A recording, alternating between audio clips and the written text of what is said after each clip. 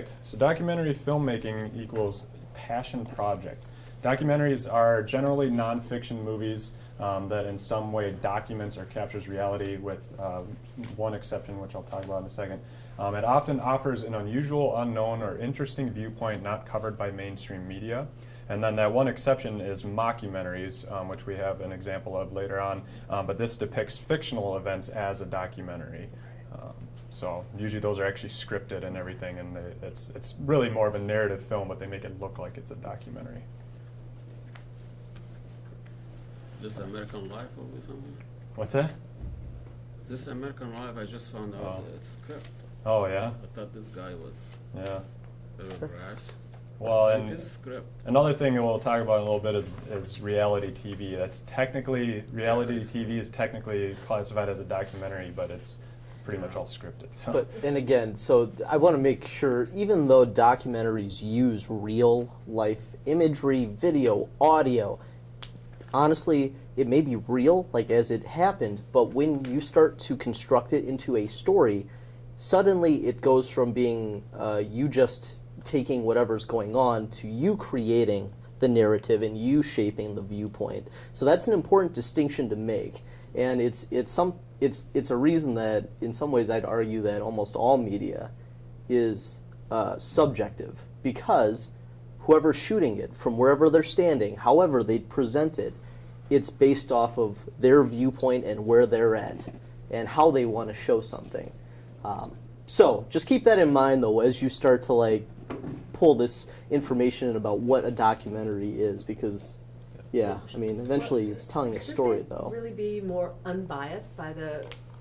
By the definition They're of supposed to documentary. be unbiased. They're supposed to be, right, Yeah. supposed to Yeah, be. you're not supposed to come up with and sell your idea. You're supposed No. to let the viewer make their own decision. You'll also find, though, that a lot of documentary filmmakers, though, search for facts that support their view, right? They search for things that reinforce how they perceive the world, or even if they try their best to present an objective story, you're still telling it in a certain way that is going to present some sort of opinion.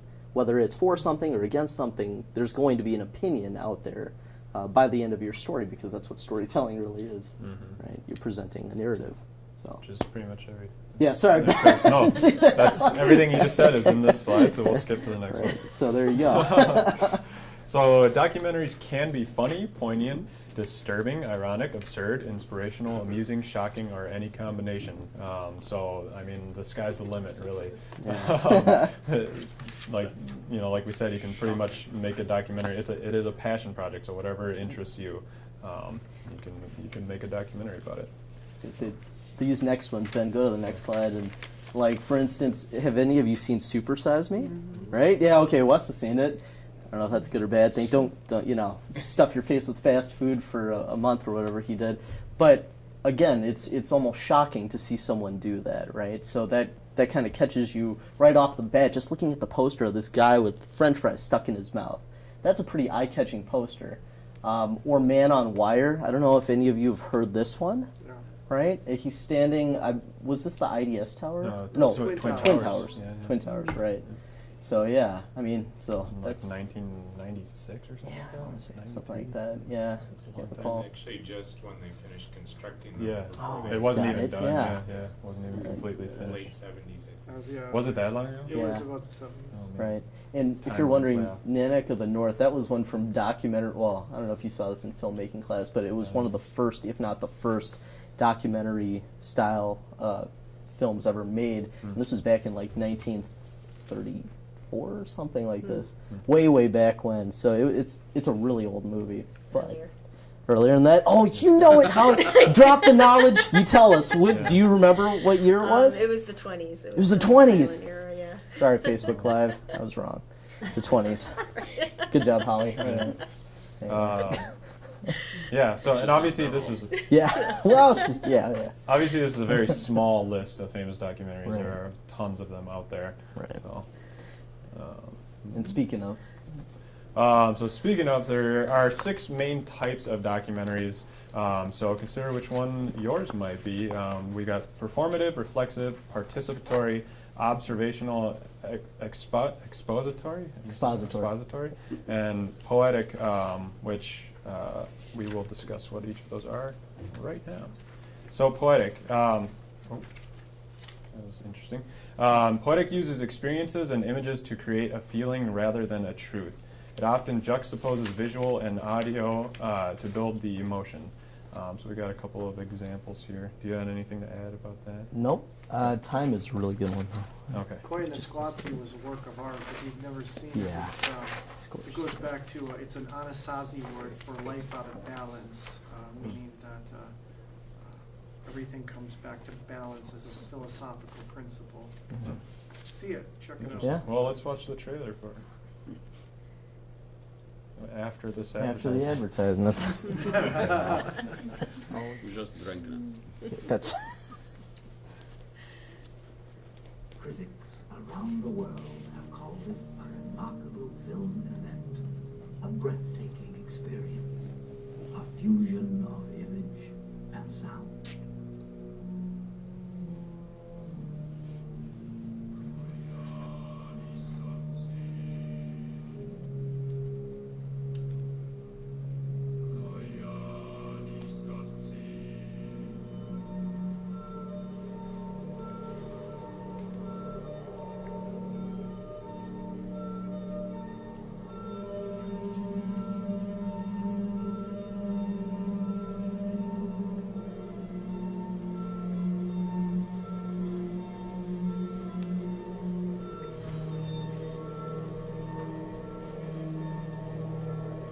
I'd like to point out, if I might, this documentary was made around the mid to late 80s, I believe, if memory serves. They didn't have drone technology back then, so it's interesting what kind of visual shots they might have been able to get had that been available.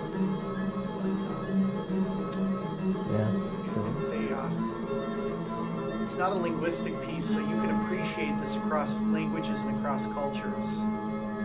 It's borderless in its impact. It's all imagery, right? And music, more important. The thing that caught me the first time was how the music plays with the imagery. And that's something that a lot of, I mean, it's so commonplace now that you may not pay attention to it, but with music videos, for instance, this is kind of how that works. When there's a faster pace and you mix it with fast imagery and movement, it creates a different type of feeling than if you have a slow, tempo and like slow storytelling, slow camera movements, or just showing imagery developing over time. Yeah. Until now, you've never really seen the world you live in. Another great film that did what you just said was the atomic bomb movie that William Shatner narrated. They had the Russian orchestra in the background of that film, and it narrated the history of the government's testing of the atom bomb. The atom bomb. Let's watch part of this one. This one's a little bit longer, so we can watch the whole thing. I'm not going to full screen it because it kind of messes stuff up.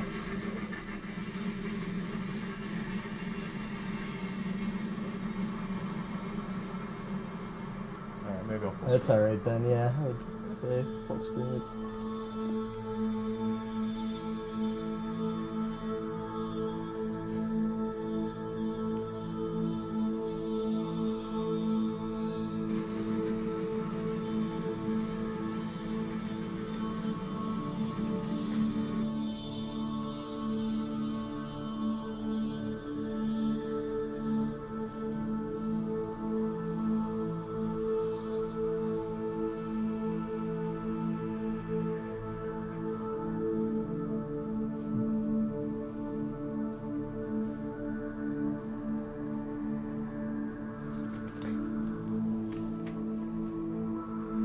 Yeah, that's How many of you use time-lapse in projects? Have any of you used time-lapse videography? So that's what a lot of this is. It's the speeding up of a clip. So for instance, one of the things that a lot of videographers do these days is, with a GoPro for instance, if you want to show the construction of a building, right, you take a picture, let's just say every hour.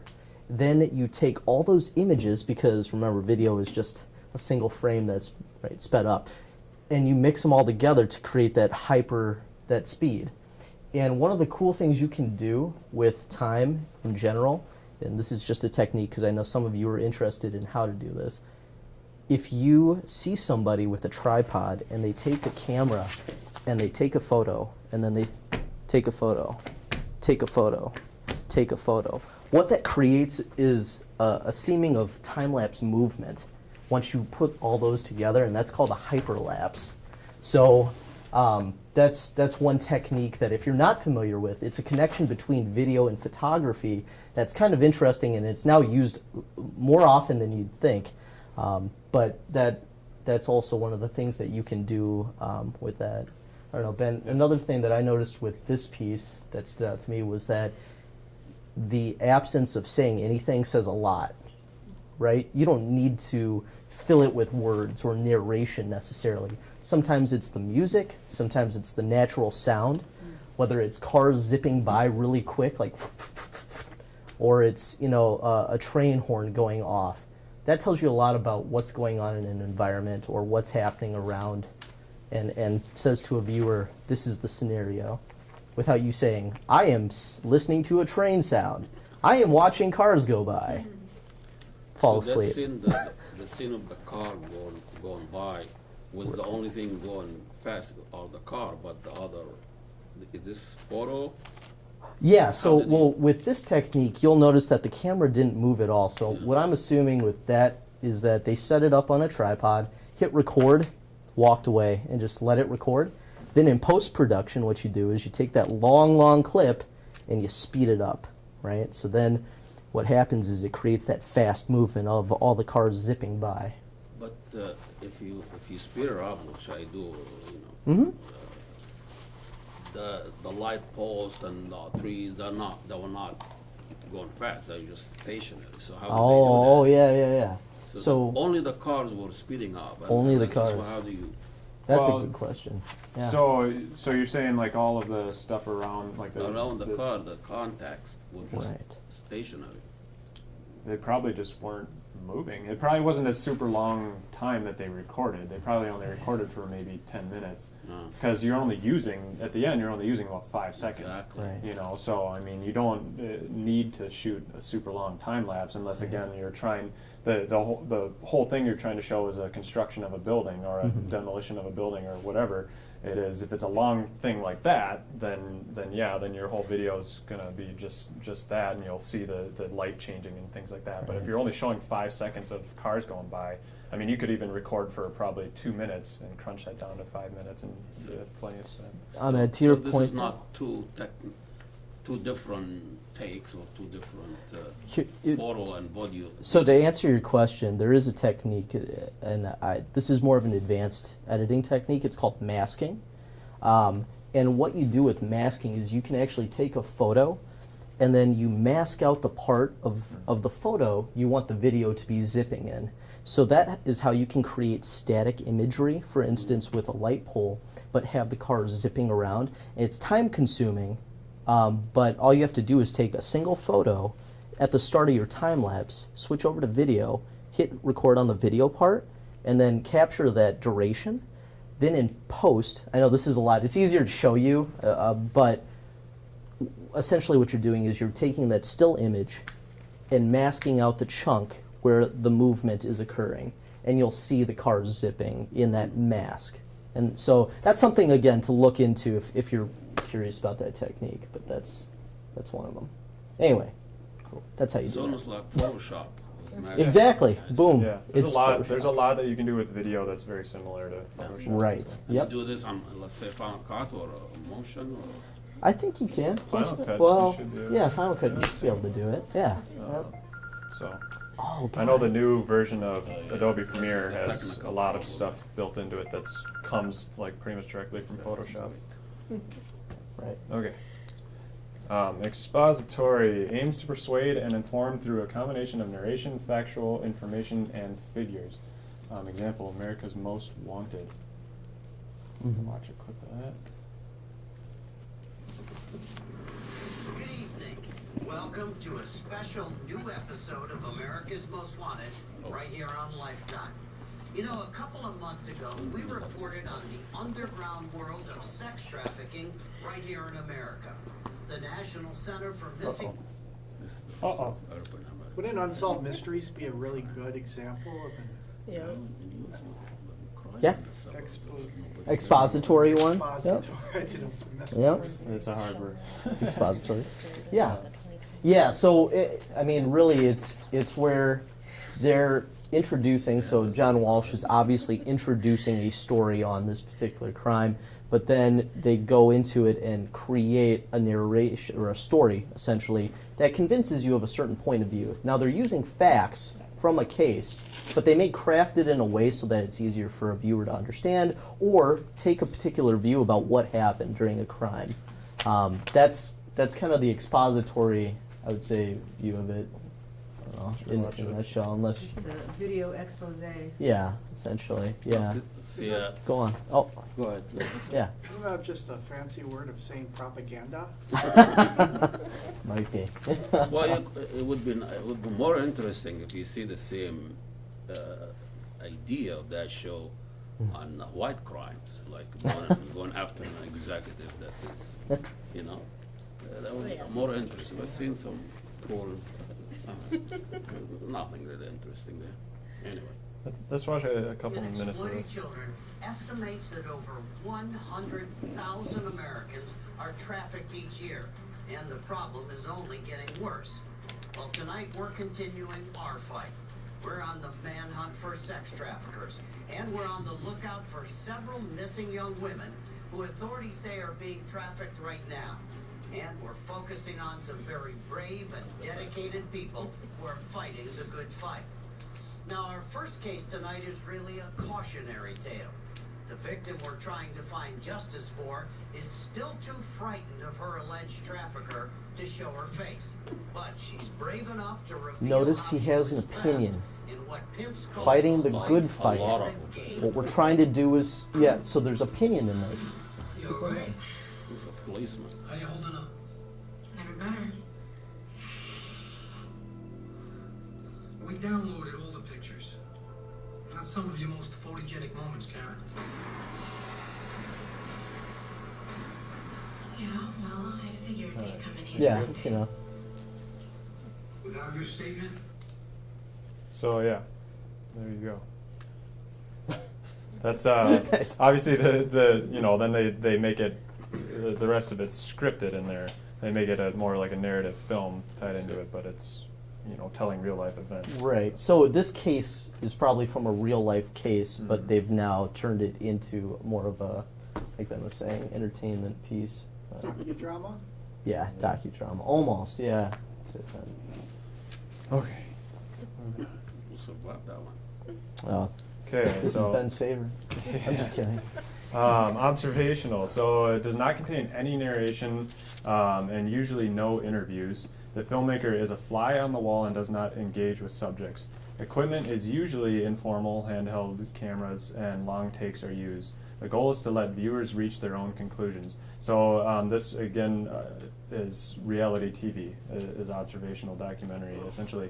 And so I don't know if we need to watch. We don't need Big to watch Brother. a clip of I it, think sorry, yeah, I most was people just are thinking. familiar with that, but I do want to show you just a quick clip of this film High School from 1968. This was considered the first observational documentary, and we'll just watch just a couple minutes of that. I couldn't embed it because it's on Vimeo. It was being weird, so.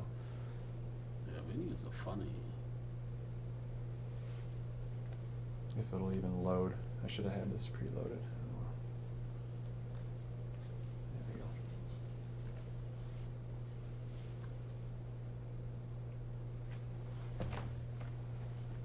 Seems like more of a technique a cultural anthropologist would use in certain cases as opposed to the negative connotations that reality TV carries nowadays.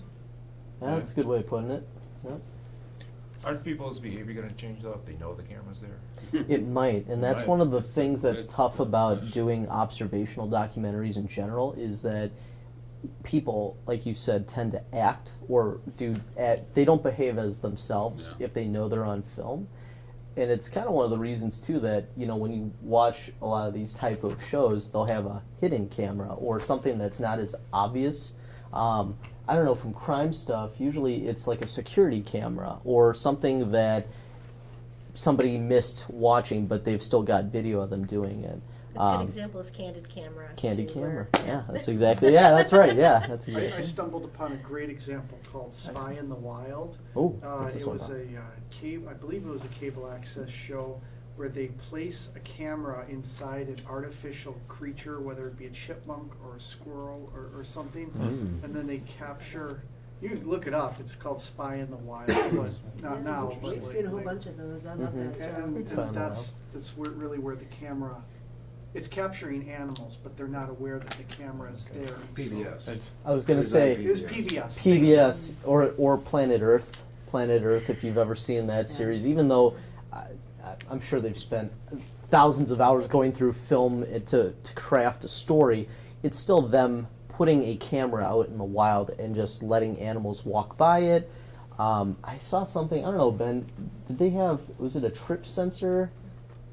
I feel like that's how they got it, is that there's a sensor on the camera that activates when it detects motion, and that's when the camera turns on. Sure, yeah. So then they can capture, like there was some rare, I want to say cougar or something that they did that for, where it was like they couldn't find it, so they just left the camera, they knew where it was, and it's, then, yeah. It's similar to like a trail cam, but Yeah, trail cams yeah. usually are for hunting and they're not as high a There, quality. Right. there was an issue Right. on National Geography once that they had a camera like that stationary, but a monkey or one of the animals jump on it and start operating the camera.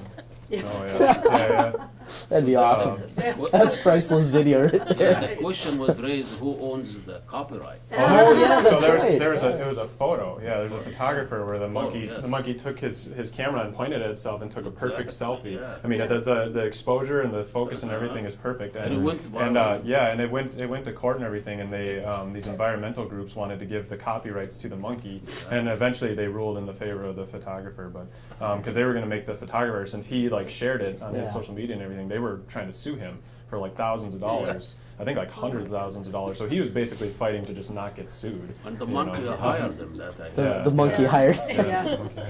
Well, then the next one on that is like, who's going to be the personal representative of the monkey, right? Yeah, So yep. then go into that Yeah. next phase. Yeah, so these environmental Yeah, groups so were now one of I'm them. going to represent the monkey, and Yeah. therefore you get to use a monkey's money. Yeah. I was just going to point out too that obviously, like, you don't have to follow one of these types of documentaries like to a T, because you can mix them a lot, you know, because like he was saying with like Planet Earth, it's observational. These cameras are just set out in the wild observing these animals, but then obviously it's narrated, right? So yeah, you can have a mix. David of stuff. Attenborough's handed a script and And told to just so you read know, things. Big Super. Brother is highly scripted, even though they call it reality. Yeah. Oh yeah, absolutely. Let's watch just a couple minutes of this here. I thought it was pretty interesting for being from 1968.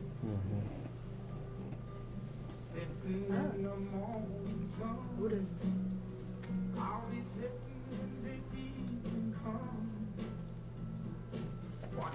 Top Gun when I hear this song. So like there at the beginning, that was a relatively long shot for any kind of film, just driving down the street and then, oh, well, Wow. you know.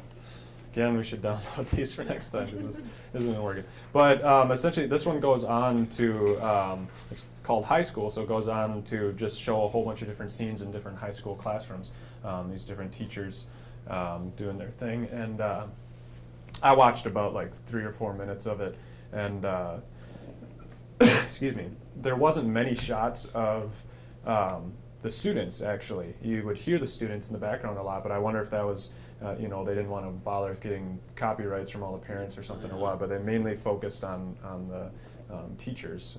So you'd have these long shots of the teachers, you know, lecturing, and then occasionally hear questions from the students and stuff. So it was kind of interesting. So so there was a lot of Observation. there was a lot of talking in it, but there was no narration. It was just all the filmmaker just sat in a corner and just hit record and let the teachers do their thing. So if you're interested, here tonight. Yeah, Yeah. yeah. I mean, in some ways. yeah. Yeah. So if you're interested in seeing High School sometime, the whole thing is on Vimeo. No, it's okay. Exactly. That's good. It's awesome. actually not too. Oh, that's the brutal. few minutes I watched, I found I'm it good. kind of interesting. Oh, that's I just didn't have time to finish it. That's but, funny. Participatory. The filmmaker often becomes the subject and influences the major actions of the narrative. The filmmaker actively engages with the situation by documenting themselves, asking questions, and sharing the experience. So Ben and I, we were discussing the difference in between this and performative, and so We'll that talk about that it a little bit. yeah, I think it's well, yeah. Well, we can talk about the in a minute, differences once but we get to that. They're very similar, and slide. it's confusing. So Yeah. We want to watch a little bit of each of these. try the 13th. A little. Hopefully, Netflix documentaries, I feel like, tend to be participatory a lot. So you have to Yeah. disclose that part of it was acting, or with their hands on bars, shackled in the world, are locked up here in the land of the free. Khalif Bragger was walking home from a party when he was stopped by police. And they said, we're going to take you to the precinct, and most likely we're going to let you go home, and then I never went home. 13th Amendment to the Constitution makes it unconstitutional for someone to be held as a slave. There are exceptions, including criminals. The loophole was immediately exploited. What you got after that was a rapid transition to a mythology of black criminality. Animals, beasts that needed to be controlled. You better believe it became virtually impossible for a politician to run and appear soft on crime. The kinds of kids that are called super predators. Millions of dollars will be allocated for prison and jail facilities. 3 strikes. Oh, no, guess we're stopping there. Mm-hmm. one strike. That's a really good documentary. I've seen the whole thing. Yeah, 13th. Well, how many strikes did this guy get? I don't remember, does this one go into the privately held prison system too? I don't know. I haven't seen it. Okay. I should add it to my list. Yeah. What was the other one on Netflix that came out a couple of years ago? The filmmakers themselves weren't in the film, but it came out later that they kind of influenced the story with their own views. It was about a guy who was accused of killing a woman on his. He lived and owned a junkyard, and he was accused of killing. Oh my gosh! He's yeah. still in prison. They haven't figured out in Wisconsin. In Wisconsin. What was the name of that? Do you guys remember? It was. Gosh, yeah. It's a terrible. It's gonna that I get can't remember, me. but It's gonna get me. It's yeah, hard for me that's to that's a explain it if I can participatory remember. one. Yeah. Yeah, but so the filmmakers so this was actually a documentary series. There was like 12 or 13 episodes. Extremely interesting. But basically, a woman's body was found on this guy's property, and of course they accused him and his nephew of doing it, but they never really had proof. They put both of them away, and the nephew was recently released in the past year, I think. But he's still in prison, and they've never had concrete proof that he did it. But it turns out that the filmmakers kind of came out and they admitted that they were really trying to make him look innocent because they felt like he was innocent. But there's still, again, there still hasn't been proof of his innocence. It was wildly popular a couple of years ago. Yeah, it was only a couple years old. Yeah, I can't remember this one. Darn it. I remember. I remember it. Yeah. Yeah. Well, a lot of those documentaries they come in now, especially the people who are accused of rapes, and after the DNA come a lot of innocent people been sent in prison, and they go after, and then they try to reconstruct the story about. But the thing when you do a documentary, and you want to do something already in the past, something happened, you don't have anything to do document. So how you that's be something reconstruct that flashback or flashbacks or interviews, photos are often used. One of the things I've noticed with I'd almost say the evolution of documentaries is that because they collect so much information, it takes time for them to put it into episodes, so it becomes episodic. Yeah. And that's kind of the deal with, not this one in particular, but the one Ben and I are trying to think of, or that we're trying to think of. Sometimes it's making a murder. That's it. That's it. Yeah, because it's easier to digest chunks of a story rather than presenting an entire thing if you have so much information. Yeah. That one was interesting timing-wise too, because when they started filming, it was actually right around the time that he was sentenced to prison, and so. But the way that they laid it out is they kind of went back in time before that, and they started out during the investigation and things like that. So they actually went to his junkyard, and they got shots there. They walked around and got shots inside of his house and things like that to help kind of present that story of make it look like it was an investigation going on type of thing. Right.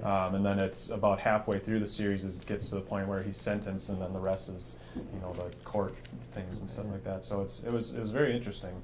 And they even go into his his past, because he had some past criminal offenses and stuff too. And I mean, personally, a lot of my friends, when it came out, it was like Dietrich said, it was people raving about it online, and a lot of my friends were like, he's innocent, and I watched it and I was like, he doesn't seem that innocent to me. even though the filmmakers are trying to make it seem like he is, I was like, there's definitely a lot of weird things going on with this guy. So I don't know. You should check that one out. It's very interesting. Documentary, as far as the actual filmmaking process of that, it's interesting how they shot it, because they did that part where they go to his house, like Ben was saying, but then they also follow the aftermath as well. So you have to imagine that they've shot all this, and they could along the way be constructing a story, but by the end of it, they could have a different kind of viewpoint that they want to present, and how they want to present that viewpoint in post-production. And that's also something to consider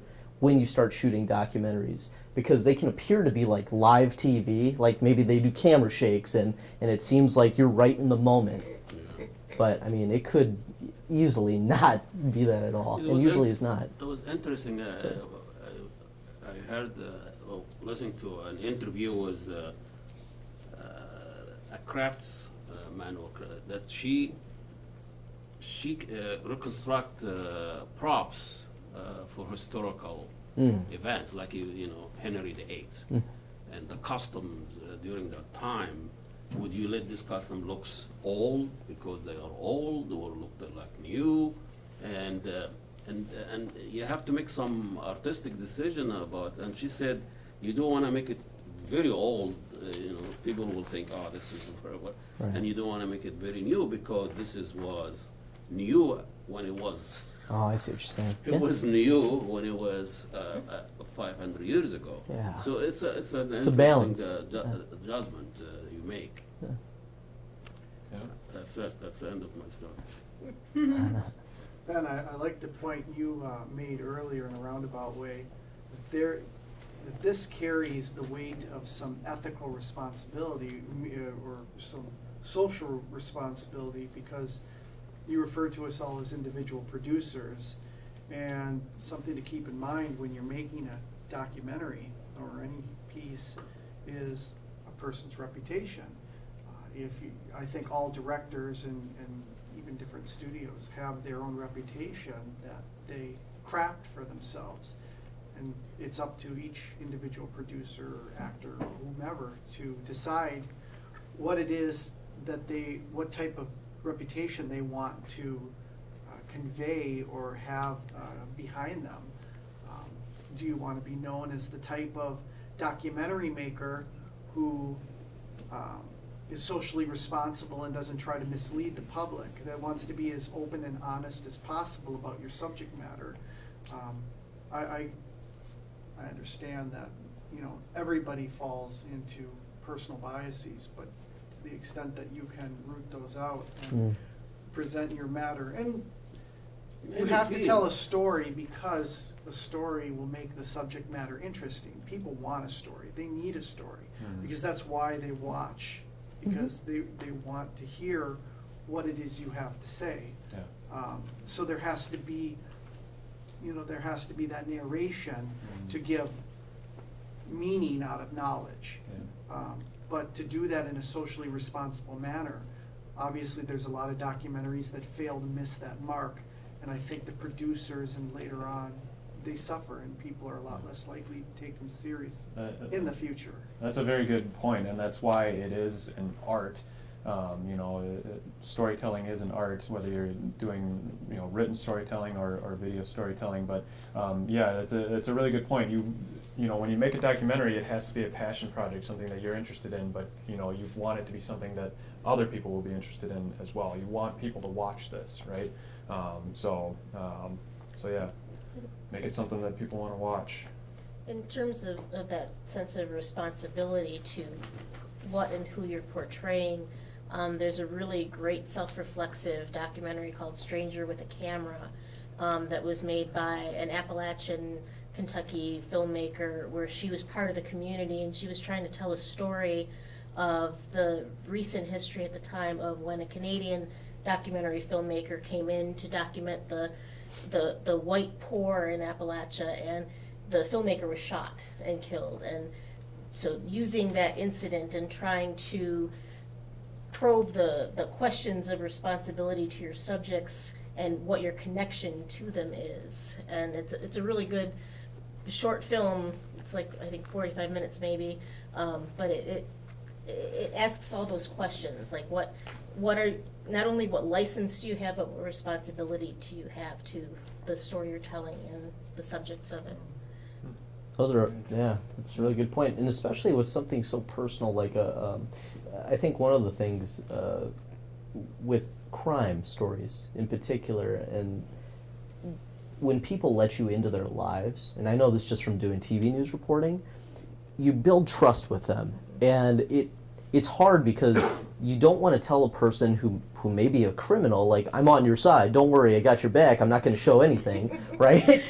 But at the same time, you want to just, you know, you want to say, look, I'm going to try to present this as honestly as I possibly can, and, you know, I'm going to take into account, you know, your opinion, your view of the world, but also what, let's just say with crime, what law enforcement has to say about it, what the investigators found, that sort of thing. So it's tricky because you want to earn people's trust, right? And you want to be invited back, but at the same time, you don't want to compromise their integrity in case they're doing something that's wrong. And I'll go out on a limb here. So don't hate me, Facebook.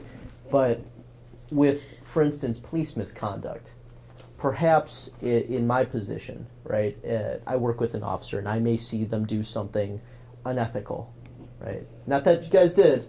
Just so you're saying, but if I did, I may feel like I have a responsibility to be very honest and open about that if I somehow record it, just as a servant to the public. But that's something that's difficult to do because you don't want to break trust with contacts that maybe you have a good relationship with, and sometimes that's that tricky line of, okay, well, where does my job as a journalist begin and where does my responsibility as a person in the community start, you know? And so that's something that I think, especially these days, is important to remember when you watch media and how everybody is like, oh, I don't agree with your opinion, so that's just fake news. Yeah. You know, like, so, I mean, it's easy to say that about anybody's story or take on something. It's about what your relationship is to it. Are you an advocate? Are you a critic?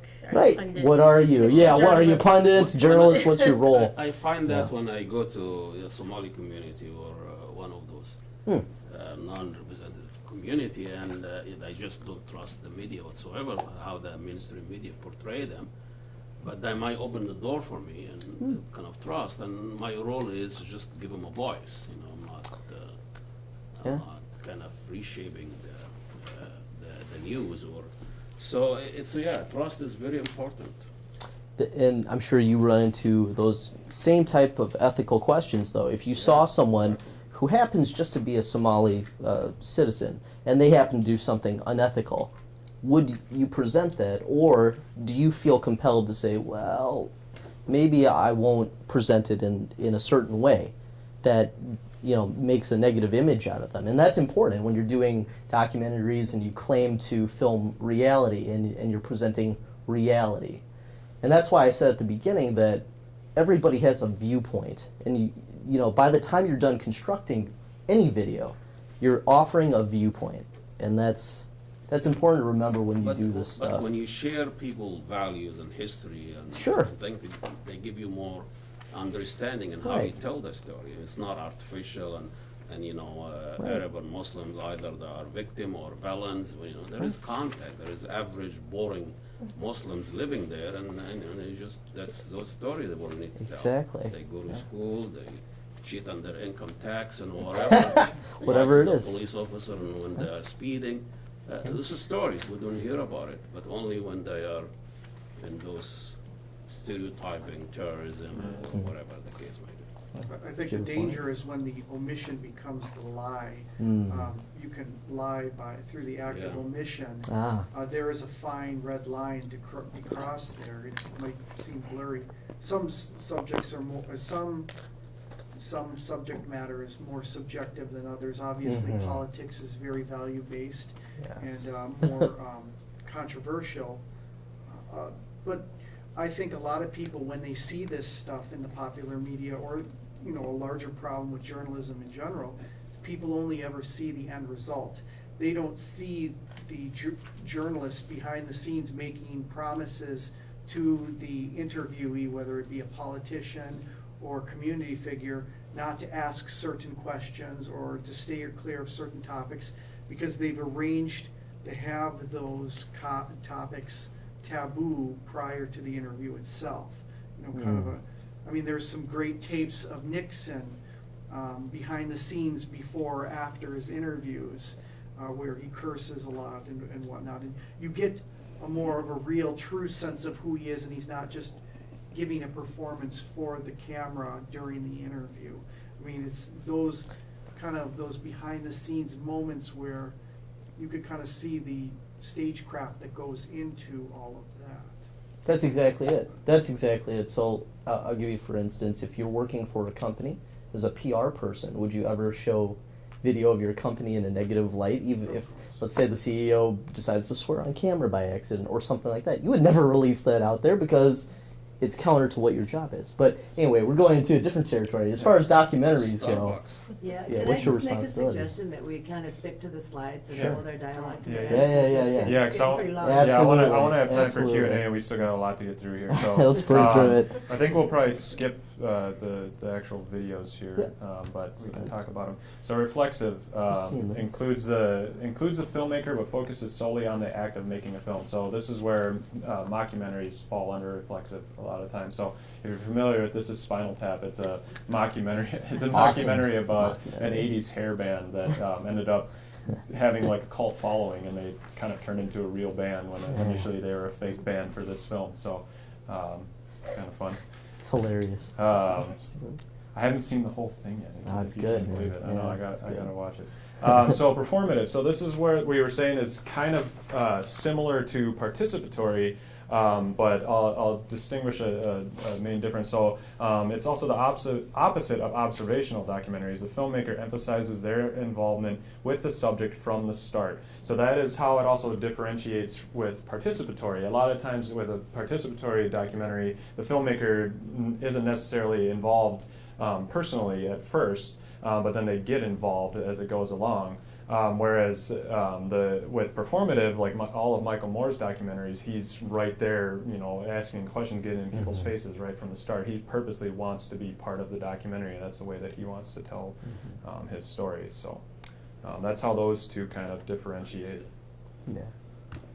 Okay, so how do I make a documentary? Well, again, identify a passion. What do you feel strongly about this subject? What's your viewpoint and why do you believe in it? And then research. Learn as much as you can about the subject before planning. Seek out opposing viewpoints and the reasoning behind them. And you may find ways to strengthen your viewpoint, or your viewpoint may change completely. So research is, it's a huge part of documentary filmmaking in the pre-production stages of documentary filmmaking. And depending on what your subject is, you could potentially expect to spend 2-3 years researching your subject before you actually even start filming anything. Or maybe you research some parts and you film, a few things along the way or whatever.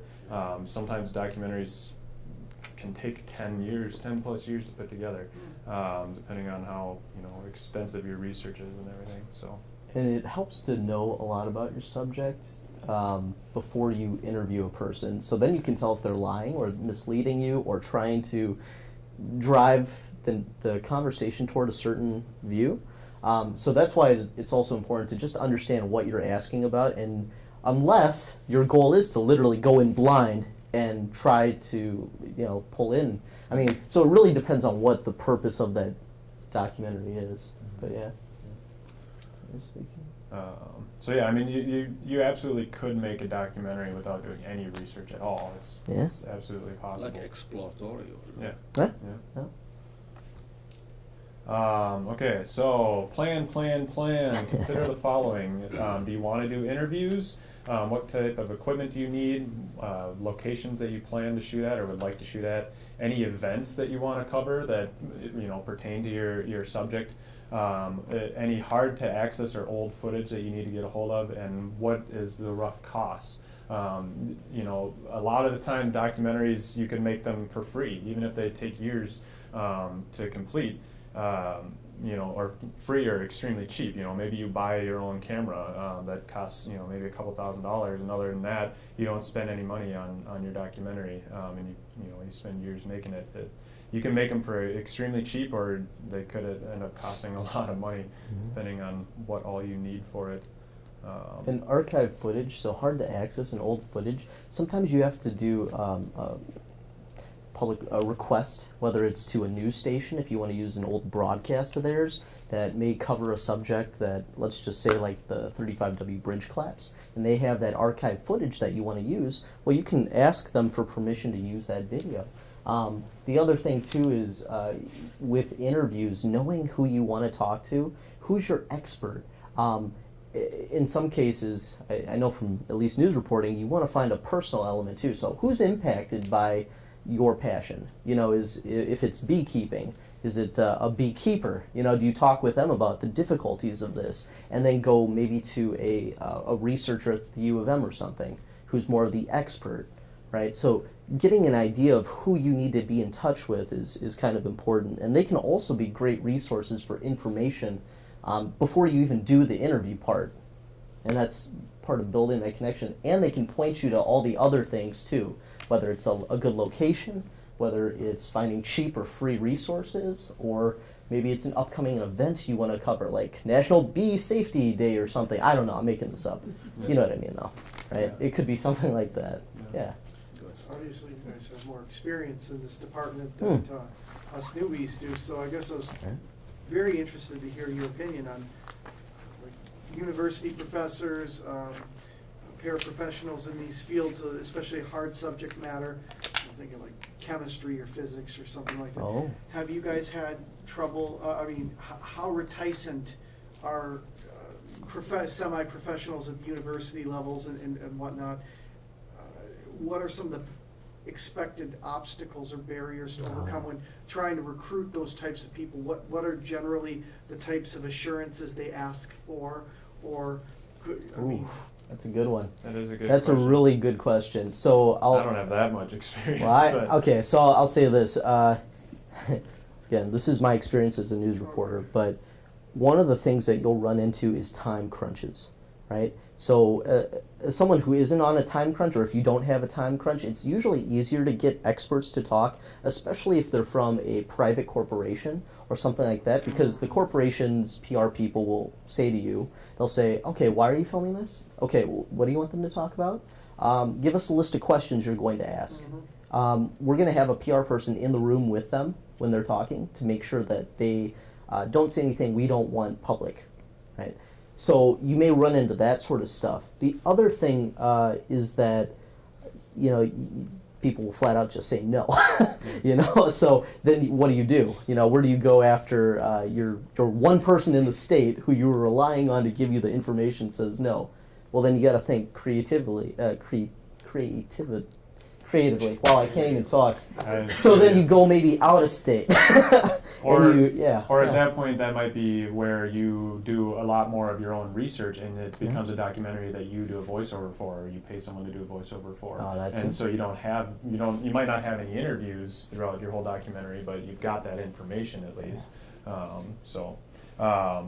You know. Barriers, yeah, that's a good one. I would say, like, I mean, as far as like professors go, I mean, I've only interviewed my college professor that, you know, he was a film guy and stuff, so he was totally okay with being on film. But a lot of times professors or, you know, academics, they are totally okay with, you know, talking about their subject. They love to talk about it a lot of times. They're trying to sell their books. Yeah. They're trying to sell their books. Well, Yeah, the joke biggest about that, issue, but- do they represent the institution or represent themselves? That's what they tell you from the beginning. Yeah. I'm here representing myself, not the institution. Yeah. So yeah, that's a yeah. Good question. Good question. Yeah. Let's keep jumping along here. Yeah. Okay, so Ooh. if you are in a controlled environment, you know, this is like when you're doing you're pre-planning like interviews and things like that.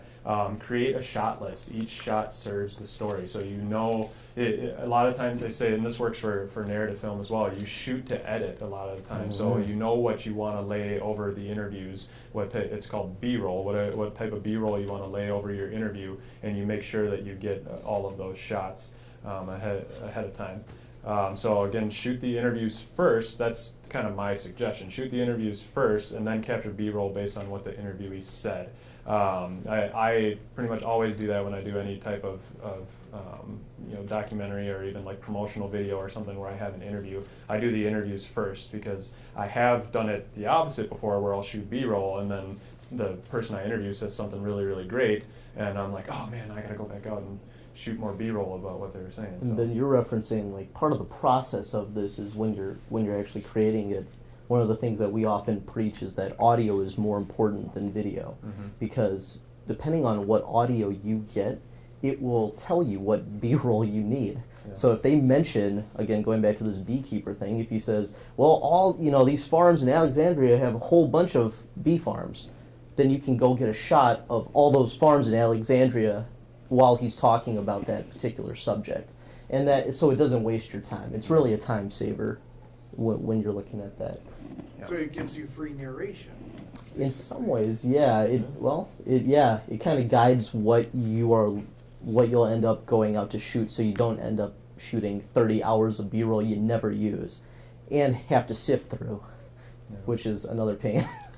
But okay, so if in an uncontrolled environment, consider the following tips. So this obviously is, you know, it potentially could be a lot harder to shoot, and this pertains to like events and you know, what sometimes you know, if you're trying to maybe catch out like a politician or something like that, you might be following them around, you know, trying to sneakily get them doing something they're not supposed to be doing or whatever, you know, something like that. Any kind of uncontrolled environment, you want to just make sure that to be aware the situation could change at any moment, so just be prepared for that.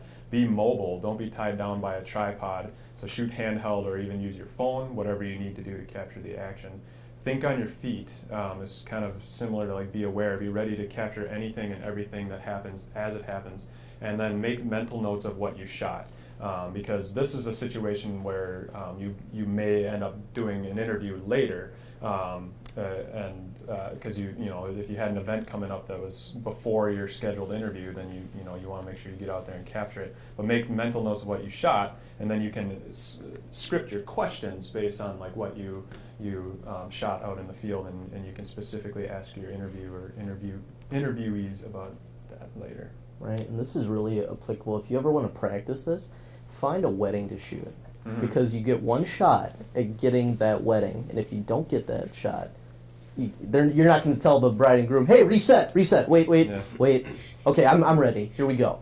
So it's good practice if you are just learning how to do it. Find a videographer that does weddings and practice with them as a backup camera, because you'll get that sense of how an event unfolds. I need to be here for the shot down the aisle. I need to be here when they break a glass. I need to be here when they start doing toasts. And getting the reaction of mom crying because you know in the speech that it's coming up, right? So I mean, I say this almost as a joke, but really, it's good practice outside of covering some major political event or a concert even. Yeah. Yeah, So and weddings essentially are, wedding videos are essentially, they're they're a documentary of, yeah, an uncontrolled Yeah. environment Yeah. documentary. Yeah. We so. can't use the camera equipment here to film a wedding. Not for profit, yeah. Yeah.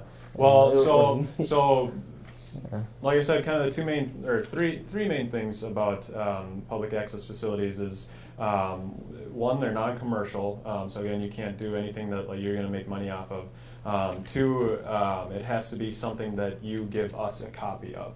So, and in our rules specifically, we say no personal things, which includes weddings, because, I mean, you know, no offense, but most of the general public doesn't want to watch a wedding of your cousin or whatever, you know.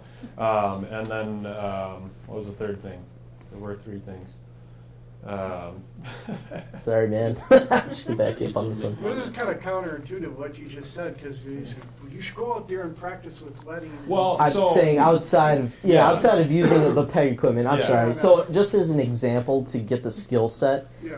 Right. That's that's a you know, good one, if but you you're right. like he was saying, if you know someone who's a videographer, maybe they have their own equipment, or Right. you could rent equipment somewhere and you Yeah. can go help out with a shot. But yeah, you can't use our equipment for Sorry. that type of stuff. So I misled. That was my but fault. you could, I mean, you could use it for like concerts. You know, it's the same kind of thing. It's a live event. You could check out our equipment and go shoot a concert. We'd love to show a concert on our channel. So, you know, as long as it's a public event, Yeah. go for it.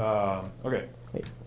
You got anything else to say? No. Okay. So create a shot list, which we just talked about. Especially if it's a controlled environment. Should we? Okay, so action and reaction.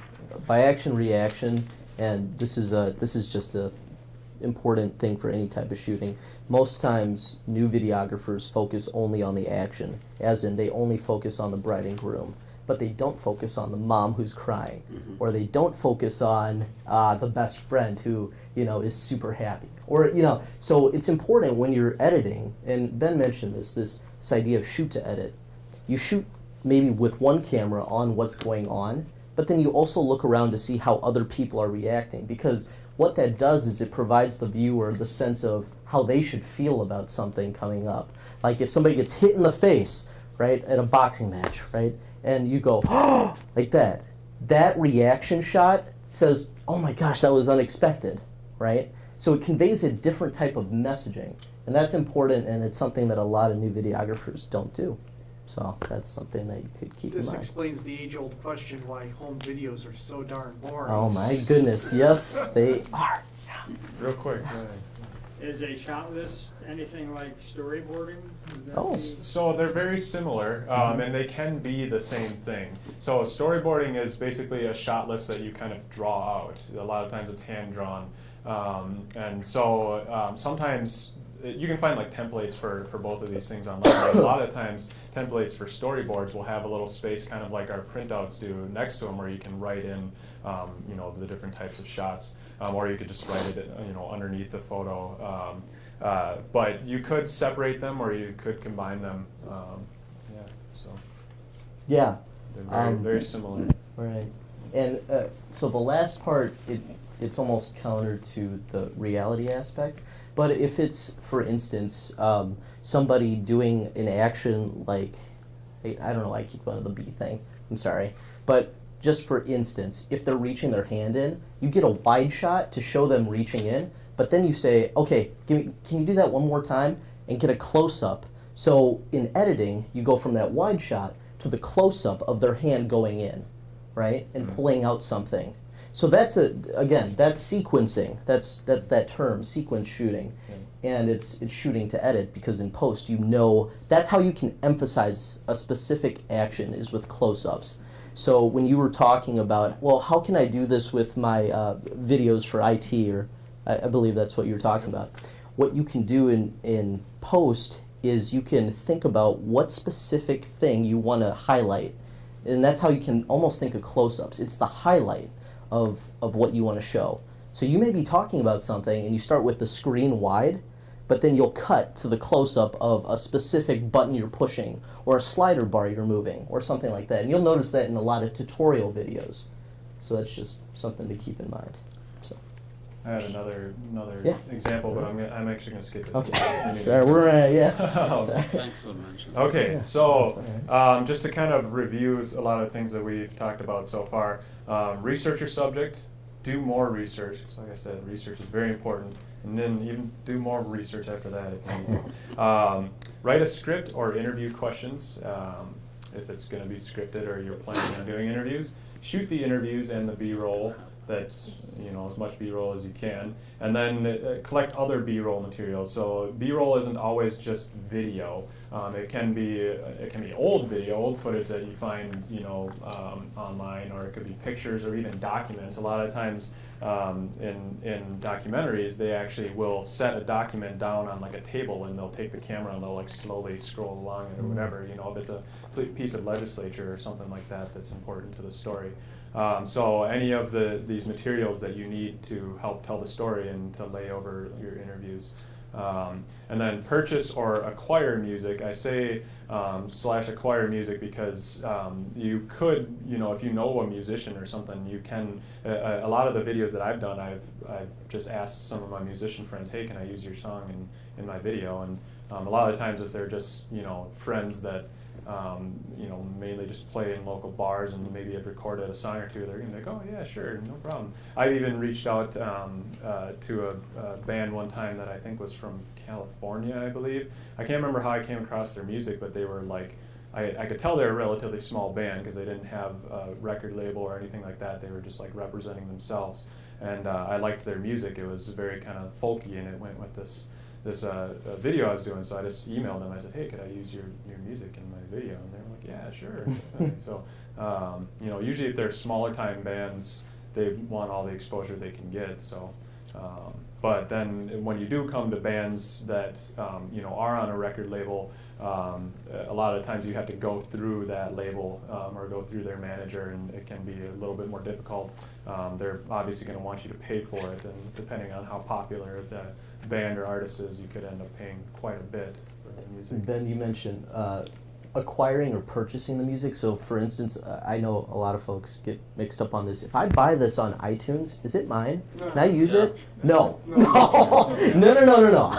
You are basically getting a license to listen to it, but not use it for any of your productions, and especially anything that's put on YouTube. And YouTube will catch you on that. I should have put purchase the copyright. Purchase the copyright. Yeah, that's right. I thought one time, you know, as I'm doing the editing, I let the music play as a background, like it was playing as, you know, and they still will not. Oh, like it was in the background of your interview or whatever, as you were recording it? Well, I've done it by intention, instead of getting getting it to be copyrighted. I thought if I just play it as I'm doing the editing, it would be something different, but they still. Check. I'm familiar with this because I'm a futurist, but there are websites out there now that have artificially intelligent algorithms, and for just a few dollars per song, they will create a original musical piece for you, specifically for this reason, for like things like TV production, documentaries, interviews. And it could be background music, or it could be like an action piece. You tell them what kind of music you want. They create it for you for just a few dollars. And cool. And I think I learned about it through NPR. I think NPR did a piece on it. But also, I've noticed that the Twin Cities, Minneapolis in particular, has a very diverse nightlife crowd with different bands, up and coming bands. Some of them, like Semisonic and whatnot, eventually did make it big, but I'm sure that if you took the time to go out to a lot of these live music clubs or did your research, you might eventually, depending on the mood or the type of action you were trying to, you might be able to, you know, find a song. That's you should share your resources with us, because I would love to know. Sure. The music. Oh, the you guys AI should, music. yeah. But no, of course. Google it. What about photo releases? For instance, if we shot a futurist thing here and had an audience, would it be wise to get a release from each person in the audience? Absolutely. Yes. Absolutely. So we talked about this before in some of our other workshops too, but if it's in a public space, or if it's a public event, so a public event kind of differs from this here. You know, if you're shooting something here in the studio and you have a studio audience that you're going to be getting shots of, absolutely, I would get a photo release from them. If you're shooting at a public event, technically you have the right to be there and record stuff. It doesn't hurt to, like, I don't know if you guys saw my posts on the door there, but I did put up a post saying that this is going to be recorded, just to let everybody know. So it doesn't hurt to put up signs like that in a public event space, but you know, especially for like interviews, definitely get the photo release of all of your subjects that you're interviewing, and you know, and children is a big thing. If children are involved with your documentary in any way, absolutely try to get photo releases from the parents while you're there, or you know, just ask them if it's all right if their child is on camera, and if the parent says no, then obviously you have to get creative and try to shoot around that particular child. But yeah, that's a big one, because some parents get pretty protective about that. And rightfully so, because you don't know the life situation of kids. Like, say, shooting at a school event, extremely difficult, and normally you'll have to ask the district and say, hey, I'm coming at this particular time, so that any kid in the class can be pulled out that doesn't want to be on camera, or that, you know, for whatever reason, they can't be filmed and broadcast to the world. I would say most of the time, most parents aren't going to care, but it doesn't hurt to cover your tracks. Because, like, I used to freelance for another public access station that they did a lot of the local concerts and sporting events and things like that. And like concerts, you know, a choir concert or band concert or whatever, you've got dozens of kids up on stage. And obviously you can't, you know, send out releases to every parent, but a lot of the times the parents are at least aware ahead of time. Like the teachers will let them know that cameras are going to be there, or they'll make an announcement right before, you know, saying, oh, we have so-and-so here recording this event. And I've never had any issues with that, you know, especially if it's portraying kids in a positive manner. A lot of times the parents will be like, hey, how do I get a copy of that? You know? Right. But it definitely doesn't hurt to cover your bases with that. So, yeah. How do you make your, say you're filming a dialogue of multiple people, how do you get group participants more comfortable with going in front of the camera, or making them more comfortable with the fact that this event might be filmed, and having them okay with that? What are some of the disarming techniques that a producer could use to say, for members of the lay audience that will be being recorded? You know, people tend to clam up, they act differently in front of the camera than they would otherwise in the course of normal. What are some of the ways you can mitigate that? And because I see that coming up a lot when, especially just starting out, you know, before they open up, it takes a while for them to get comfortable. So is there a way to kind of overcome that resistance? Yeah, that's a good point. Getting people comfortable, I think one of the things is setting... Yeah, thanks for coming, Wesley. Good luck, guys.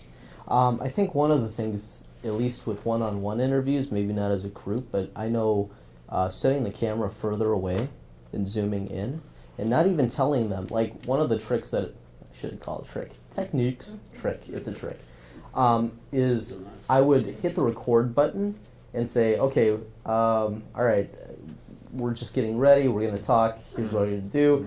Hit the record button for real, and just have them naturally talk about it, rather than saying, okay, now we're on camera. And then by the end of it, they'll say, wait, are we done? And I'd say, yeah, we just recorded it and you sound great. That or start out with just some more like personal questions, or you know, not like super personal, but just kind of general questions like, hey, what did you do today, or whatever, just to kind of get them talking. get Yeah. them comfortable talking, and then all of a sudden you kind of transition into your actual interview questions, and if you do it really well, they don't even notice. Yeah. And like It also Dietrich works. said, then all of a sudden you're done with the interview, and they're like, wait, what? We were Because they're not thinking about the Yeah. camera. They're just talking with you, like we're talking, right? It's really no different. So that's kind of why I don't want to call it necessarily a trick, although it is one. It is a technique to make people just talk and be themselves. Another technique or trick when you have your own camera person and you are the one doing the interview, Yeah. so they're not paying attention to the camera person, they are talking with you and you establish a rapport or something, and the camera person somewhere on the side. Right. I'm gonna keep moving quickly through this, and then we'll do some more questions at the very end. But we got just a few more to go through real quick. What equipment do I need? So this will vary widely depending on your subject and how you want to shoot. You could easily do a documentary with just a little handy cam and the onboard mic that's on the camera. If you want to make it more professional, you will probably want lighting and good audio. Those are the two most important things in a documentary, especially for doing the interviews. You want to have good lighting and obviously good audio because you want to be able to hear what they're saying. Or like even on like your phone, like Dietrich was saying, you could make an entire documentary. There have been documentaries made on phones before, it completely depends on your budget, on how quickly you want to get it done, what access you have to equipment. There's all sorts of varying factors in that, yeah, I mean, like I said, lighting and audio. Even if you've got a good light kit and you've got you want to spend a little bit of money on like an external recorder and a lavalier microphone, and then shoot the video portion of it on your phone. At least you've got good lighting and audio, which are definitely more important than the video quality. So, And you can, I think the important part of that is the reason it's important to have good lighting, but more importantly, even good audio, is because you can always cover up audio with video of other things that are related to your subject, but you can't re-record that audio. So if there's like a static in the background, or a vacuum going behind them, or a car zipping by, all of that stuff will be picked up by a viewer. And so that's why it's important to really have someone dedicated to audio. And it's again one of those things that you may think, oh, I'm shooting video production. It's audio production as well. It should be called video and audio production. AV production. Yeah, sure. AV production. Yeah. Audio. Yeah. Okay, so. No. Yeah, so, go ahead. Yeah, sorry, it's getting a little long. Oh, don't worry, Tom. Go ahead. Editing a documentary. Consider the pace and how you want to tell the story. Documentaries tend to be longer films that contain multiple narrative structures. For example, the setup, introduce the who, what, where, when, why, and how. Confrontation or / climax, present the changing action or event, and resolution, show the resolution of the action or event. So I mean, this is the same kind of general structure for any type of filmmaking, narrative filmmaking, documentary filmmaking. This is where you really tell the story.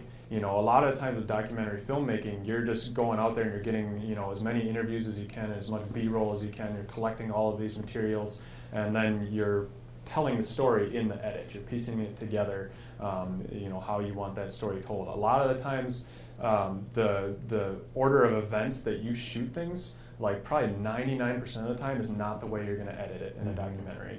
You're going to move things around to tell the story how you want to portray it.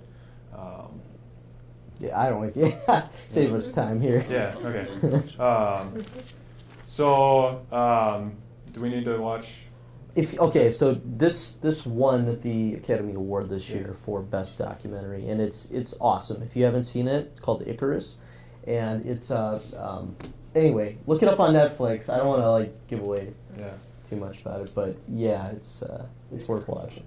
Icarus. Yeah, it's great. Yeah, I haven't watched this one yet either. Yep. Time. This is one that I made right after college. If we got time after Q&A at the very end, we can watch a couple minutes of it. But it's about a guy that used to live out on this bluff along the Mississippi River. And then we were going to show part of this too. This is one that one of our producers, Jeff Straight, who couldn't make it tonight, he's actually out working on this documentary tonight, so that's why he wasn't able to be here. But this is one that he's been working on for over 10 years now. This 5-minute trailer that he put together, he put this together in 2008, and that was after a couple years of already working on this documentary. So he's been working on this one for a long time. Yeah. So like I said, they can sometimes take 10 plus years to put these together. So yeah, any other questions?